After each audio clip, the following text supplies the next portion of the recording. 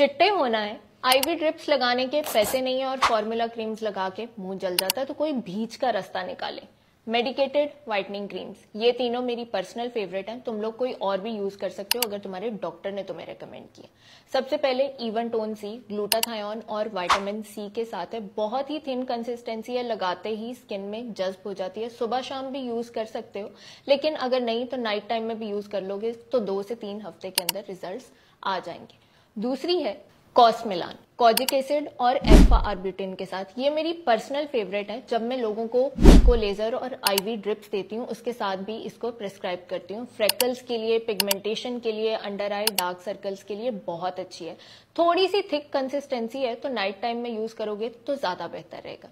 Last में डोमेक्सा, इसके अंदर लिक्रिश रूट एक्सट्रैक्ट भी है, अल्फा आर्बिटिन भी है, नायासिनामाइड भी है। इसकी मजे की बात यह है कि ये स्किन कलर के साथ बड़े अच्छे से मैच कर जाती है। तो जिन दिनों में तुम्हारा फाउंडेशन लगाने का दिल नहीं करता, बस ये लगाओ, ऊपर से सनब्लॉक लगाओ और निकल लो। ड्राई स्किन वालों को ये थोड़ा सा इरिटेट कर सकती है, लेकिन ऑयली वाले इसको बहुत एंजॉय करेंगे।